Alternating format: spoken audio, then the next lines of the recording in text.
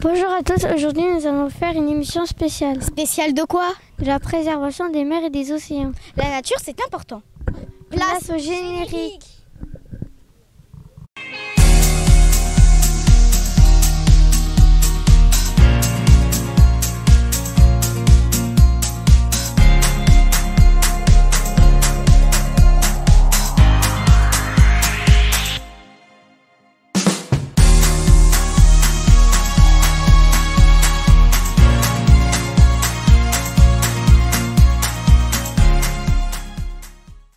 Tu savais que les étoiles de mer rejetaient leur estomac pour manger? Mais comment tu sais ça? Grâce à Alizé, au parc naturel marin Golfe du Lion. Quel est le rôle exact du parc naturel marin dans la région? Alors le parc naturel marin, c'est un espace protégé, donc qui va de Leucate où on est aujourd'hui jusqu'à Cerbère, jusqu'à la frontière espagnole. Et notre rôle, c'est de protéger l'environnement marin, donc les poissons, les algues, mais aussi les dauphins et les oiseaux. C'est de les connaître, donc on va plonger pour aller découvrir et compter par exemple les poissons, mesurer les algues, essayer d'estimer dans quel état sont toutes ces espèces. Et le troisième, c'est d'essayer d'aider toutes les activités comme les pêcheurs, les plongeurs, les structures de kitesurf à se développer en limitant leur impact sur le milieu marin. Quel type d'actions concrètes sont mises en place pour protéger l'environnement marin? Alors en action concrète, on va mettre par exemple en place des réglementations. Par exemple, on va réglementer la pêche. On va mettre des tailles minimales pour ne pas que les pêcheurs pêchent des trop petits poissons qui seraient trop jeunes pour se reproduire ou un nombre limite de poissons qu'on peut pêcher. On va aussi dans certains endroits, quand on a beaucoup de bateaux qui vont venir et qui vont jeter l'ancre, ça peut abîmer les habitats qu'on a au fond. Et donc on va interdire aux bateaux de jeter l'ancre et on va leur installer des bouées pour qu'ils viennent s'accrocher, par exemple. Travaillez-vous en collaboration avec la mairie de Leucate? Si oui, comment? Alors on travaille en collaboration avec toutes les mairies des communes qui sont sur la côte, puisque en fait, les habitants de ces communes, ils vont aller à la plage, ils vont avoir un bateau, ils vont aller pêcher. Donc on travaille avec les mairies pour qu'elles relaient l'information, qu'elles sensibilisent les gens aux espèces qu'on a, aux bons gestes pour les protéger. Et puis on vient aussi sur des événements comme aujourd'hui sur le Mondial du Vent pour sensibiliser, pour proposer des animations aux enfants par exemple. Quelles espèces ou zones protégées sont les plus sensibles ici? Alors on a plein d'espèces ici. On a des espèces de poissons qui sont protégés comme le mérou, qui est un très gros poisson marron avec des grosses lèvres qui est protégé partout en Méditerranée. On va avoir plein d'espèces d'oiseaux qui sont protégés comme le grand cormoran ou la sterne naine, qui est un tout petit oiseau qui va venir faire son nid dans le sable et pondre ses œufs dans le sable. Et après on a d'autres espèces comme des dauphins et des baleines qu'on peut trouver ici au large en mer et qu'on va pouvoir observer si on y va tout tranquillement en bateau. Comment faites-vous de la pédagogie autour de ces enjeux? Alors on fait de la pédagogie en travaillant par exemple avec les classes. On a des projets dans des classes où on va aller avec des enfants qui vont définir une petite zone en mer et ils vont dire ça c'est notre zone protégée à nous et donc ils vont aller ensuite faire des comptages dans l'eau pour voir qu'est-ce qu'on a comme espèce.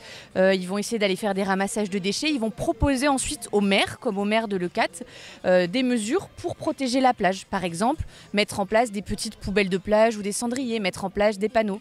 Donc nous on les accompagne, on accompagne ces élèves et ces enfants dans ces projets. Et après, on va faire de la sensibilisation, par exemple, en formant les moniteurs, tous les moniteurs de voile, les moniteurs de plongée ou les loueurs de bateaux. On va aller les former, leur expliquer quelles espèces on a, comment on peut les protéger chez nous. Et ensuite, eux, ils vont pouvoir informer les clients l'été des bons gestes pour protéger. Avez-vous des projets scientifiques ou citoyens en cours? On a plusieurs projets scientifiques, on a des personnes au parc qui sont plongeurs, donc leur boulot ça va être de plonger. Et donc on a plusieurs études, par exemple on plonge pour essayer d'estimer le nombre de mérous, ce gros poisson dont je vous parlais, pour essayer de voir si dans une zone qui est très très protégée, le nombre de mérous augmente. Et donc on va aller plonger, essayer de compter tous les mérous qu'on voit pour savoir s'il y en a de plus en plus chaque année. On a aussi des projets scientifiques pour compter les dauphins et les écouter. On va mettre des hydrophones, comme des micros dans l'eau, pour aller écouter les sons des dauphins et les chants, pour voir combien il y en a et est-ce qu'ils restent chez nous. Et on a d'autres projets où, par exemple, on va aller essayer de mettre des caméras sous l'eau pour voir dans quelle mesure, quand on a des plongeurs, ça peut déranger les poissons. Donc on a plusieurs projets scientifiques sur plein de sujets différents. Que direz-vous à un jeune pour lui donner envie de s'investir dans la protection de l'océan? Je lui dirais que déjà, s'il l'a jamais fait, ça peut être chouette d'aller mettre un masque et d'aller voir ce qu'il y a sous l'eau. Parce que quand on voit tous ces poissons et toutes ces espèces, on se rend compte que c'est un peu un autre monde, c'est un peu magique. Et une fois qu'on l'a vu, on a envie de le protéger parce que on a besoin de l'océan, on a besoin de tout ce qu'il produit pour nous. Il produit de l'oxygène, il régule le climat, il nous donne à manger aussi parce qu'on aime bien manger du poisson. Et du coup, je pense que c'est une bonne raison de le protéger, d'aller voir, d'aller découvrir toutes ces espèces et d'avoir envie ensuite de les préserver pour qu'on en ait encore dans quelques années. Daoud, qu'est-ce que tu fais? Je remplace Marie parce qu'elle est en interview avec Ismaël. Quelles sont les priorités de l'ECAT en matière de protection de l'environnement littoral? Alors bonjour, donc du coup on a plusieurs priorités. On peut déjà commencer par rapport aux poulpes, aux quotas. On n'a pas le droit de pêcher trop de poulpes. Il y a un nombre limité. Après il y a aussi tout ce qui concerne les oiseaux. Donc par exemple le gravelot et la sterne qui nichent sur les plages, on va aller mettre des mises en défense pour aller les protéger, pour pas aller marcher sur les œufs, pour pas que les chiens viennent manger les œufs et pour protéger ces espèces. Voilà. Quels sont les projets en cours pour préserver la biodiversité locale? Il y a plein de projets qui sont en cours. Donc déjà notamment par rapport aux plongeurs, donc ce qu'on vient de parler déjà, donc les oiseaux, les mises en défense. On a tout ce qui se passe au niveau des quotas, donc on va toujours aller revisiter donc les quotas par rapport aux oursins, par rapport aux différentes espèces, qu'elles aient bien le temps de se renouveler. Il y a plein de projets sur plein de thématiques différentes, aussi sur la sensibilisation, sur différents projets. Par exemple, il y en a un actuellement qui est sur les loups de mer, où ils vont venir placer des petites sondes à l'intérieur du poisson. Et comme ça, on peut aller détecter avec différentes machines sous l'eau le nombre d'espèces, comment ils se comportent dans la mer Méditerranée pour mieux les connaître. Voilà, c'est compliqué de tout lister, il y en a beaucoup. Comment intégrez-vous les habitants et les visiteurs dans cette démarche de préservation? Déjà en les sensibilisant, déjà comme sur un kiosque comme ici, en les faisant connaître l'environnement, les bonnes pratiques, et en intervenant sur différentes activités nautiques. Donc ça peut être sur des clubs de voile, ça peut être là sur des sports comme ça, des événements comme ça, leur montrer comment on peut naviguer, comment on peut faire des activités nautiques, toujours en les préservant. Donc par exemple, ça peut être avec des peintures qui respectent l'océan, en faisant moins de bruit pour les espèces marines. Qu'est-ce qu'on pourrait dire d'autre? En jetant ses déchets vraiment dans les poubelles, pas sur les bateaux, pas laisser envoler les plastiques, avec plein de mesures à mettre comme ça en place. Voilà. Avez-vous constaté une évolution des enjeux environnementaux à l'ECAT ces dernières années? Oui, c'est de mieux en mieux. Après, avec les mises en place et tout ce qu'on met en place, oui, il y a des améliorations. Après, on peut toujours s'améliorer, il y a toujours des choses à faire, mais ça va de mieux en mieux, oui. Quel est le plus gros défi à venir pour l'environnement à l'ECAT? Le plus gros défi Quel est le plus gros défi à venir pour l'environnement à l'ECAT? D'accord, excuse-moi. Le plus gros défi, c'est de continuer toujours à pouvoir profiter de l'océan en le préservant, en continuant toutes ces activités sans déranger la faune marine et la biodiversité. Continuer à défendre ces petites espèces comme ces petits oiseaux, ces petits poissons qui sont en danger et continuer dans cette direction-là. Tesnim, tu devineras jamais avec qui Ismaël a parlé de l'environnement de l'ECAT. Avec qui? Avec Marie Breton, l'adjointe du maire de l'ECAT. Quelles sont les priorités de l'ECAT en matière de protection de l'environnement littoral? Alors, elles sont nombreuses parce que notre environnement on y est très attaché. Ça fait partie de notre patrimoine et c'est aussi un atout important pour le tourisme. Alors déjà, on essaye de préserver la biodiversité. Par exemple, à une époque, toutes les pelouses qui sont autour de nous là, étaient en train complètement de disparaître. Elles sont très précieuses. Il n'y en a pas beaucoup en France des comme ça. Ce sont des pelouses sèches. Et donc pour les protéger, les maintenir, on a mis des ganivelles. Vous voyez ces petites barrières en bois pour éviter que les gens les piétinent. Il y a quelques années, il n'y avait pratiquement plus de végétation. Et aujourd'hui, toute la végétation a repris. Après, on essaye de préserver la falaise, ce plateau où on est, de l'érosion. Je ne sais pas si vous avez entendu parler du changement climatique. de la montée du niveau de la mer. Oui. Donc petit à petit, la mer avance, la mer monte, la falaise, elle s'érode. Donc on essaye de la préserver au maximum. Voilà. On essaye de préserver aussi toutes les espèces qui y vivent. Donc les ganivelles, on en a mis également beaucoup sur les plages. Je ne sais pas si vous en avez vu à Port-le-Cat. Les ganivelles au bord des plages, voilà. C'est ce qu'on appelle la restauration du cordon dunaire. On reforme des dunes pour protéger, pour maintenir nos plages, pour protéger les habitations qui sont derrière les plages. Voilà. Parce que petit à petit, la mer emmène le sable. D'accord. Voilà. Quels sont les projets en cours pour préserver la biodiversité locale ? Alors, il y a plusieurs projets. Il y a justement tous ces espaces qu'on préserve parce que c'est un lieu qui est très beau. Donc, vous avez vu toutes les voitures qu'il y a aujourd'hui. Il y a énormément de monde qui vient. Donc, on est obligé de gérer un petit peu la fréquentation. On n'autorise plus les gens à se garer n'importe où.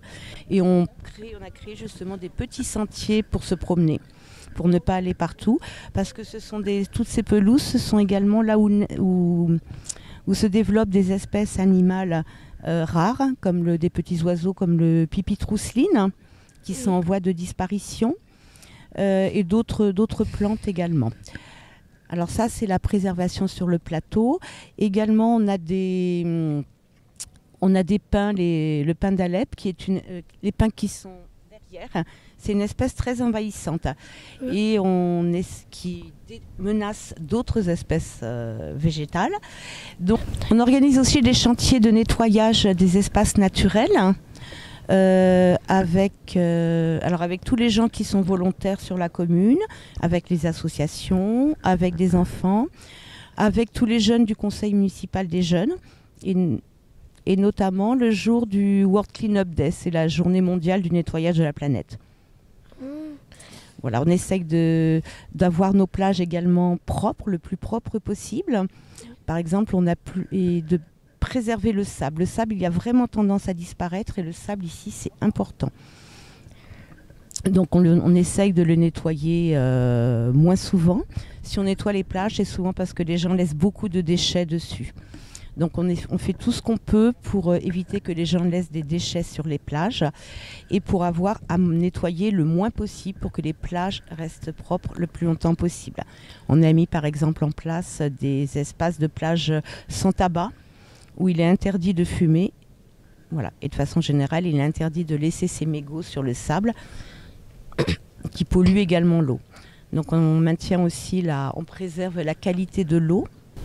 On fait aussi beaucoup d'actions de sensibilisation. On fait des expositions, des ateliers, des conférences. Et on a depuis 3 ans, on a créé des aires marines éducatives sur la commune. Donc ce sont des enfants qui sont en CM2, avec les classes de CM2. Ils ont une petite portion de littoral dont ils s'occupent. Ils apprennent, alors ils travaillent soit sur la biodiversité marine, soit sur la préservation des espèces avec leurs enseignants et avec le parc marin. Voilà, on fait le périmètre marin de Leucate fait partie du parc marin du golfe du Lion. Voilà. Comment intégrez-vous les habitants et les visiteurs dans cette démarche de préservation ? Alors on leur explique. On en parle beaucoup de la nécessité de préserver nos espaces naturels. On en parle sur le site internet de la commune, sur le site internet de l'Office du tourisme, sur les réseaux sociaux, Facebook, Instagram, dans les journaux municipaux.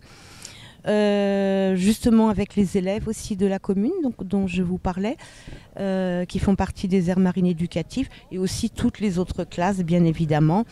Dès qu'il y a quelque chose qui est fait, on invite tous les élèves à visiter une exposition. Il y a également la maison de l'étang à Leucate, parce que l'étang, vous l'avez vu l'étang de Leucate ? C'est quand vous allez à Port-le-Quatre, à votre hôtel comme vous dites. Au rive des Corbières, à gauche, vous passez sur la route, à gauche vous avez la mer, à droite vous avez l'étang. C'est un très très grand un très très grand étang, très riche, qu'on préserve. Et il y a une maison de l'étang qui explique comment fonctionne l'étang, qui montre les espèces qui y vivent. Et vous avez tout près d'ailleurs le centre ostréicole, avec le gros des conchiliculteurs. Il y a un petit pont qui passe dessus, parce que dans l'étang, on élève les huîtres également. Voilà, les ostréiculteurs vendent des huîtres et font déguster des huîtres. On en parle aussi à cet endroit-là, voilà. Avez-vous constaté une évolution des enjeux environnementaux à Leucate ces dernières années? Oui, il y a beaucoup plus de respect. À force d'en parler, à force de mener des actions, les gens, des fois, au début, ont un petit peu du mal. Quand on a mis, par exemple, des ganivelles sur les plages, ils ont eu du mal à comprendre la première année. Après, ils ont respecté. Il y a eu une année aussi, on a remonté toutes les poubelles qui étaient en plein milieu de la plage. Tous les jours, il fallait les vider. Donc, c'était un tracteur qui passait sur toutes les plages. Et on en a beaucoup puisqu'on a 12 km de plage sur Leucate. Et le passage du tracteur abîme le sable. Et donc, on a remonté toutes les poubelles en haut de plage, juste à l'entrée, avec des affiches, etc. La première année, il y a des gens qui ont hurlé. C'était scandaleux. Parce que ils mettaient leurs déchets dans les poubelles, mais également à côté, donc tous les sacs plastiques de pique-nique. Et puis ils ont pris l'habitude de les ramener avec eux. Les plages sont devenues beaucoup plus propres. Vous voyez, là par exemple, il n'y a pas de papier qui traîne. Oui. Voilà. Avant, les gens seraient partis, seraient installés, par exemple, sur ces pelouses sèches pour pique-niquer. C'est fini. Alors il y en a toujours quelques-uns, bien évidemment, qui vont y aller. Là derrière vous, vous pouvez voir la ganivelle qui est cassée, parce que quelqu'un a essayé de l'enjamber, alors que c'est interdit. Il y a des petits panneaux qui le montrent. Vous voyez là sur le sentier, partout sur les piquets des ganivelles, il y a des petits panneaux, vous pourrez aller les filmer. Comment travaillez-vous avec le parc naturel marin du golfe du Lion? Alors on a de nombreuses réunions et on met en place des projets. Voilà, le parc naturel marin, on met en place avec toutes les communes. Là, par exemple, on a fait des îlots de nidification pour préserver les sternenènes. C'est une espèce, sont des oiseaux, une espèce en voie de disparition. Et donc, à chaque fois, au moment de la nidification, lorsque les oiseaux ont pondu, si les gens, parce que c'est très attirant, donc si les gens s'approchent très près, ils risquent d'écraser les œufs. Et donc on les isole un petit peu, on les protège. Et donc on a fait des îlots. Là, ça vient d'être fait. Un dans l'étang, au nord de l'étang, un autre qui est à terre, près du gros des conchiliculteurs. On met des ganivelles autour, on met de la coquilles d'huîtres et du sable surtout sur le sol. Il y a interdiction d'aller dessus. Et donc ça va permettre aux oisillons d'éclore, ça permet de protéger les œufs et ça permet à cette espèce en voie de disparition à nouveau de se reproduire. Quel est le plus gros défi à venir pour l'environnement à Leucate? Le plus gros défi à venir, alors il y en a, c'est surtout le défi à relever, c'est l'adaptation au changement climatique. Vous en avez déjà entendu parler? Voilà. Donc là, on travaille un petit peu sur tous les plans. Il y a un petit peu tout ce que je vous ai dit. On essaye on travaille aussi sur les mobilités douces. On essaye de diminuer l'empreinte carbone qui participe au réchauffement climatique. Donc d'inciter les gens à se promener par exemple en vélo plutôt qu'utiliser la voiture ou utiliser la voiture électrique. On a développé des pistes cyclables. La commune, elle est très longue, elle fait 17 km de long. Donc on a des pistes cyclables qui maintenant permettent d'aller de la Franquille, là où il y a le Mondial du Vent, jusqu'à Port-Leucate, là où vous résidez en ce moment. Et on essaye de privilégier le train, les transports en commun. Comment la municipalité gère-t-elle la pression touristique tout en protégeant l'environnement? Alors, on est en train de travailler sur des plans de gestion de la fréquentation. On a d'abord étudié un petit peu comment ça se passait. On a compté le nombre de personnes, par exemple, qui pouvaient venir sur le plateau pendant 1 an. On l'avait fait il y a quelques années en arrière. On a des chiffres qui évoluent. Donc on essaye de développer déjà davantage de parkings. Peut-être que dans 2 ans ou 1 an, ne pourront arriver jusqu'ici au phare que les personnes qui ont un handicap, qui sont mal marchantes. Ceux qui marchent bien devront se garer un peu plus bas. Peut-être qu'un jour, on aura un petit train électrique pour monter les gens jusqu'au plateau. Mais par exemple, de l'autre, là on peut aller uniquement jusqu'ici, on ne peut plus se promener en voiture sur tout l'intérieur du plateau, ce qui était le cas. Voilà un des moyens de gérer la fréquentation touristique. Alors ce n'est pas pour interdire d'aller sur le plateau, parce que c'est un lieu magnifique sur lequel on a envie de se promener, mais tout simplement on essaye d'allier les deux, préserver la biodiversité, mais en même temps on essaye d'avoir un tourisme respectueux de l'environnement. Donc voilà, donc on essaye de limiter, de fractionner, de trouver des solutions. C'est pas facile, mais avec de la bonne volonté, on y arrive. Merci. Cette émission était importante. Faudrait faire plus souvent. L'environnement, ça touche à tous. Oui, et toi le premier. Au revoir.